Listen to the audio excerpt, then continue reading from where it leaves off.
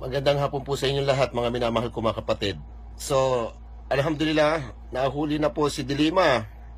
So, yan po ay isang pangitain na ipinapabatid sa buong Pilipino na ang ating administrasyon o ang ating bagong Pangulo ay seryoso sa pagbabago para sa mamamayang mga Pilipino katulad po natin. Mapapansin po ninyo, yung pong sistemang yan, yung katulad ng mga pa-interview, may mga hindi siya convicted, yung Dilima na, hindi siya convicted sa gano'n, hindi siya convicted sa gano'n, wala yan eh. Hindi na epekto sa amin ngayon yan, wala na yan. Tapos meron pa kayong mga pabas-bas-bas ng mga kung ano-ano pa. Nung panahon ni ERAP, binaboy ninyo yung presidente dati sa ERAP, basta nyo lang ginanong-ganon, pati yung mga kung ano-ano mga pinagagagawa ninyo. Hindi naman ninyo binigyan ng magandang katarungan yung dating Pangulo na si ERAP. Pagkatapos ngayon kayo, klarong-klaro kayo, puro kayo walang hiyang ginawa ninyo sa administrasyon ninyo sa unang panahon, tapos gaganyan kayo, aarte kayo ng ganyan. Mahiya nga kayo sa mga sarili ninyo, tapos hindi nyo pa binigyan yung respeto yung mga pulis dyan sa krame, pipilitin nyo yung gusto ninyo. Dahil bakit? Iniisip ninyo dahil mga senador kayo mismo mga senador, kayong mga senador na yan, yung mga yan, katulad nila Pangilinan na yan, yan yung mga sumisira, yung mga Trillanes na yan, yung mga, kayo mga Hontiveros, kayo sumisira ng dangal na yung senatorial na yan, ginagawa niyong sabungan ng mga walang hiyayan. Wala na tayong nakikita ngayon, ang problema ng bansa, hindi ang bansa ang problema ng bansa, kayo. Nagkaroon kayo, pumasok kayo sa gobyerno para maging problema kayo ng bansa. Hindi kami ang problemahin ninyo, kami ang problemahin nyo, kami mga Pilipino. Maraming mga batang nasa lansangan, maraming nagugutom, marami lahat nangangailangan ng tulong sa amin. Kailangan namin ng tulong, hindi kayo pinaboto, hindi kayo binoto ng mga tao para umupo sa posisyon ninyo para kayo ang problemahin namin. Ha? Pinagkakitaan nyo lahat ng aspeto na kung lahat ng mga illegal na ginawa na ninyo, pati ang kaba ng bayan, ninakaw na. Pagkatapos sasabihin nyo, walang katotohanan. Yan ba? Ganyan ba ang sistema ng laro ninyo? Nagkataon kayo ngayon. Hindi nagbibiro ang ating Pangulo ngayon. Hindi. At palalabasin nyo kami mga nasa social media, kami ay mga bayaran. Hindi ko nga nakikita yung tao na yan, yung presidente na yan. Hindi ko pa nga nakikita yung kaluluwa niyan. Hindi ko nakikita kahit na isang pirasong buhok. Ako ay talagang nagsisigasig ako na gusto ko talaga ay magbago tayo. Dahil talaga naman napakawalang hiya na talaga ng sistema natin. Wala na ho tayong kabutihan. Paano, saan makikita ang kalukuhan nating lahat ng mga Pilipino? Saan nagsisimula?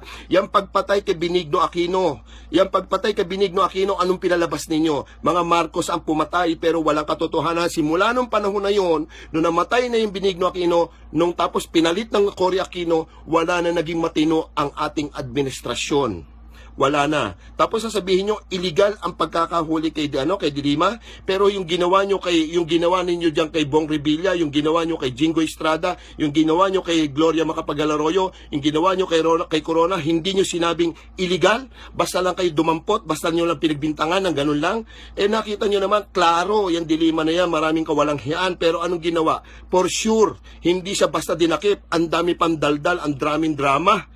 Napakasobra, nakakapagod, nakakainis, nakakaasar, lahat na lang nandiyan na sa inyo.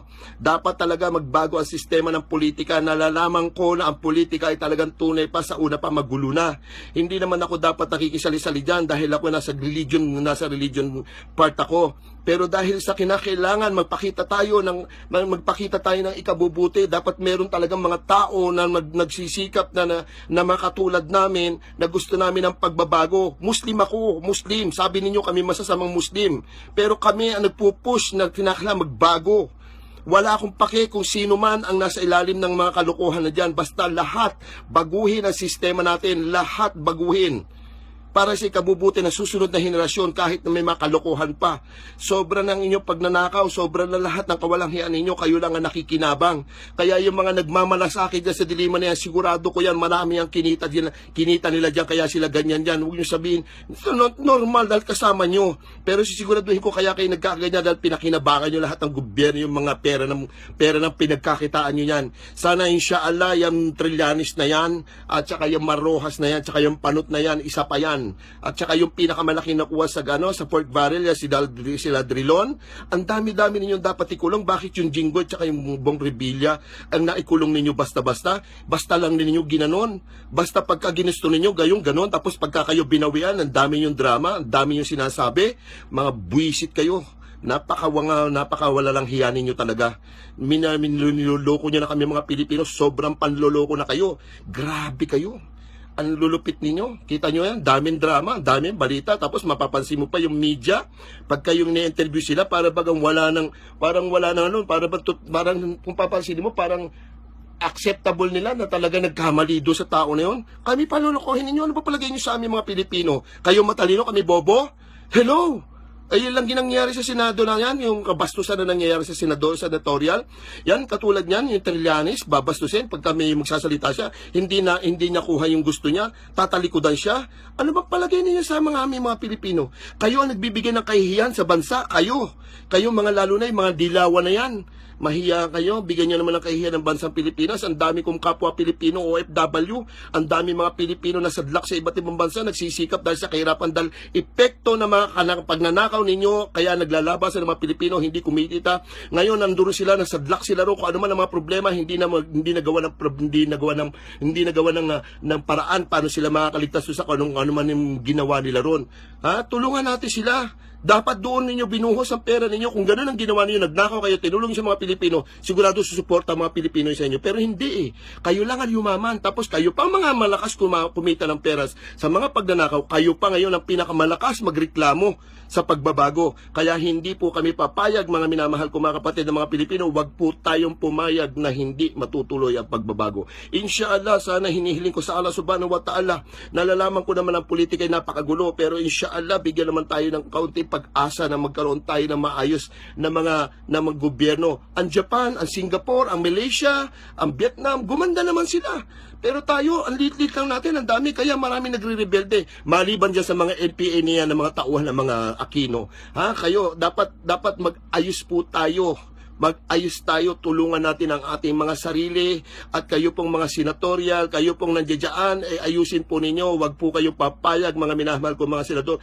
Sir Dick Gordon, Lacson, Soto, at yung mga kasamahan po ninyo, yan, si Pacman, si Subiri, yan po, pakiusap na lang po, pati po yung sila Cayetano, pakinalan po kung mga minamahal ko mga kapatid, pag inulit pa kayong talikuran ng Trillanes niya, po kung pwede ho, ibitbitin na ninyo, itapon nyo na po sa labas yan, ay kung maaari, ibitay nyo na yan dyan. Tigilan na ho natin ito, huwag na ho tayong magpaligoy-ligoy pa, pwede naman ho natin paspasan yung mga yan. Kita mo, sasabihin pa nila, yung araw-araw na patayan, ibibintang sa presidente, kami palulukuhin nyo. Huwag na ho ninyo kami lukuhin. Alam na ho namin kung ano nangyayari. Alam namin na nasa likod ng patayan na sa inyo rin. Kayo rin may gagagawa niyan. Kung sino man ang humawak sa drug lord, sila rin po yan. Kayo rin ang may pakana niyan. Para ano? Para masira para magpatuloy inyong mga biyaya at yung pagbabago ay maiwan dahil gusto ninyo kayo ang hahawak sa bansa. Hindi na ho pwede. Hindi na ho magkaagulo talaga tayo, civil war ho talaga ang hanap namin. Dapat lang ho yan, nagpapasalamat kami sa Allah subhanahu wa ta'ala at lumabas yung digong na yan, at kung hindi lumabas yung digong na yan, hindi kami mamumulat sa katotohanan. Hindi namin nakita ang katotohanan. Ako mismo nabulag, hindi ko nakita pero alam ko ganun lang Pag kami umupo dyan, ganun na lang Pero hindi, ngayon is nice, very nice. Alhamdulillah, sana magpatuloy po ito at maikulong lahat ang dapat maikulong dyan. Yun lang po ang inaasahan namin para po ma-sweet at lahat po ng mga problema sa bansa, bawat bayan, bawat baryo ng ating bansa, maibigay sa kanila ang karapatan nila, kung ano yung makailangan nila, irrigation, lahat ng livelihood, at yung mga mahihirap natin sana, inshallah, yung mga batang nag-iiskwela, na tumatawid lang kung saan-saan para sa pag-aaral, yun lang dapat na asikasuhin hindi nagiging problema, kayo na nagiging problema Yung mga session niya, alam ko, milyon na ginagastos niyan. Kung yung ba'y binibigay nyo na lang dyan sa mga tao na sa lansangan, wala, hindi gano'n na nangyari. Kasi bakit? Puro kasi tayo kawalang hiyaan, napakahirap linisin ang maruming nagdaan. Pati na mga kung sino-sino, pati relihiyon kasama na. Kahit ang mga CBCP, sabit pa. napakarimin natin. Nakakahiya, masyado nakakahiya ang bansa natin. Otherwise, Pilipino pa rin ako, kaya nagsisikap ako. Inshallah na makatulong itong aking mga panawagan, katulad ng ibang mga tao na nagsisikap po, na kami po ay nagsisikap na sana kami po ay umaasa na sana inshallah bumutinin tayo kahit paano sa tulungan at gabayan tayo ng Allah subhanahu wa ta'ala. Patnubayan ng bawat isa sa atin, ganun din ang ating mahal na presidente at kanyang mga kasamahan. Magtulungan tayo, hindi po yung ganyang puro sakit ng ulo at kayo lang ang aming napapanood na puro problema. Araw-araw yan lang ang nalaman ng ating ng newspaper, lahat ng TV, ng radyo, puros kawalang-hiyan lang ng mga nakaraang panahon. Maganda pong gabi sa inyo, pasensya na po kayo. Ako rin natutuwa sa naganap, sana tuloy-tuloy na ito. Yun lang po. Sana yung Trillanes, Marojas, yung panot, sana makuha yan. Yan, pati yung pork barrel, yung malalaki, katulad nila Drilon, yan, dapat makuha lahat naman yan. Sige po, maganda pong gabi sa inyo, pasensya na po kayo. Thank you very much.